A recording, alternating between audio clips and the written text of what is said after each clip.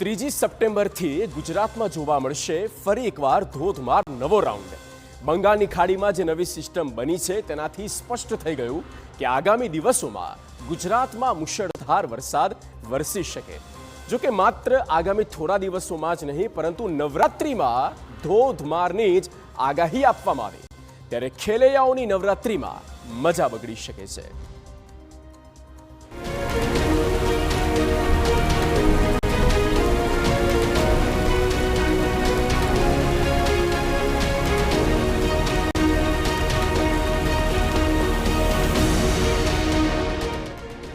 સપ્ટેમ્બરમાં આવશે સાંભેલા ધાર.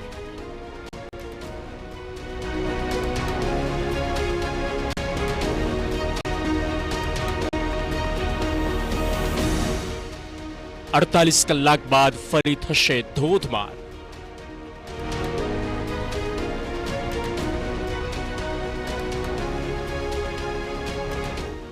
મુશળધારની આવી ગઈ આગાહી.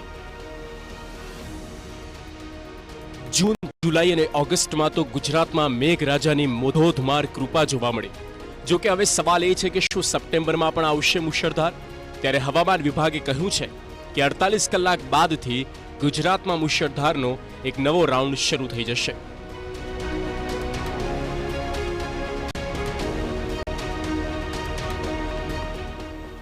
હવામાન વિભાગે કહ્યું છે કે દક્ષિણ ગુજરાતના અનેક જિલ્લાઓમાં ભારે વરસાદ જોવા મળશે. 3 સપ્ટેમ્બરથી લઈને 6 સપ્ટેમ્બર સુધી દક્ષિણ ગુજરાતના અનેક જિલ્લામાં ભારેથી અતિ ભારે वरसाद वरसी શકે. हेवी रेनफॉल का वार्निंग अगले 7 दिन के लिए दिया गया है गुजरात रीजन के लिए.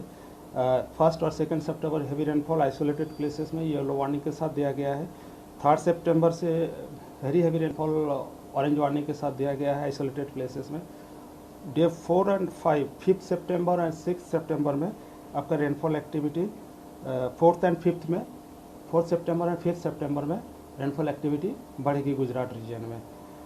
इसमें एक्सट्रीमली हेवी रेनफॉल दिया गया है ऑरेंज वार्निंग के साथ. मेनली साउदर्न जो दक्षिण गुजरात की जो ज़िला है इसके संभावना रहेगी. और 6th and 7th September very heavy then heavy rainfall का वार्निंग आइसोलेटेड प्लेसेस में दिया गया है. બંગાળની ખાડીમાં હાલ એક નવી સિસ્ટમ સક્રિય થશે જેના કારણે ગુજરાતમાં ભારેથી અતિ ભારે વરસાદની શક્યતાઓ છે. આગાહીકાર અંબાલાલ પટેલનું કહેવું છે કે 4 સપ્ટેમ્બરથી લઈને 9 સપ્ટેમ્બર દરમિયાન ગુજરાતમાં ભારેથી અતિ ભારે વરસાદની શક્યતા છે. સૌરાષ્ટ્રના વિસ્તારોમાં મુશળધાર વરસાદ પડી શકે જ્યારે ઉત્તર ગુજરાત અને દક્ષિણ ગુજરાતમાં ભારે વરસાદની શક્યતા છે. આગામી 16 સપ્ટેમ્બર સુધી વરસાદની સિસ્ટમ સક્રિય રહેશે. બંગાળના ઉપસાગરમાં એક પછી એક સિસ્ટમો બની રહી છે. જે સિસ્ટમની અસરના કારણે સપ્ટેમ્બર તારીખ 4 થી 8 કે 9માં ગુજરાતના ઘણા ભાગોમાં અને સૌરાષ્ટ્રના ઘણા ભાગોમાં, દક્ષિણ ગુજરાતના ઘણા ભાગોમાં ભારે વરસાદ થવાની શક્યતા છે. ઉત્તર ગુજરાતના ભાગોમાં, મધ્ય ગુજરાતના ભાગો અને પૂર્વ ગુજરાતના ભાગોમાં પણ ભારે વરસાદ થવાની શક્યતા છે. જેમાં કોઈ ભાગમાં મુશળધાર વરસાદ થવાની શક્યતા રહે છે. તારીખ 4 થી 8, 9માં જોવા જઈએ તો લગભગ આ સિસ્ટમના કારણે પૂર્વ ગુજરાતના ભાગોમાં ભારેથી અતિ ભારે વરસાદ થવાની શક્યતા રહે છે. આ ઉપરાંત સુરતના ભાગોમાં જ્યાં વરસાદ ઓછો છે ત્યાં પણ વરસાદ થવાની શક્યતા રહે છે. દક્ષિણ ગુજરાતના કેટલાક ભાગમાં ભારેથી અતિ ભારે વરસાદ થવાની શક્યતા રહે છે. તાપી નદીનું જળસ્તર વધવાની શક્યતા રહે છે.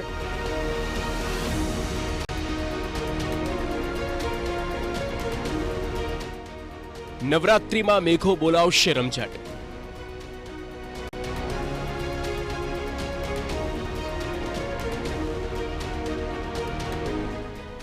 નોરતામાં ધોધમાર વરસાદની આગાહી.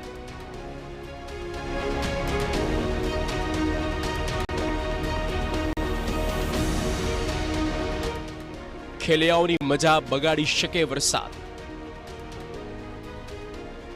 સપ્ટેમ્બર મહિનાના અંત સુધીમાં વરસાદ યથાવત રહેશે તેવી આગાહી છે.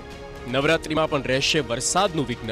નવરાત્રિમાં હળવાથી મધ્યમ વરસાદની અંબાલાલની આગાહી છે. 6ઠ્ઠા નોરતાથી દશેરા દરમિયાન વરસાદ પડી શકે છે. ખેલૈયાઓની મજા વરસાદ બગાડી શકે. 6 થી દશેરા સુધીમાં તો કોઈ ભાગમાં હળવા વરસાદની ઝાપટા પડી શકવાની શક્યતા રહે છે. પણ ગરમી વધારે છે અને ગરમી વચ્ચે ક્યાંક ક્યાંક વરસાદ થવાની શક્યતા રહેશે. આ વખતે લગભગ ઓક્ટોબર માસમાં લા નીનોની અસર થવાની શક્યતા રહેશે.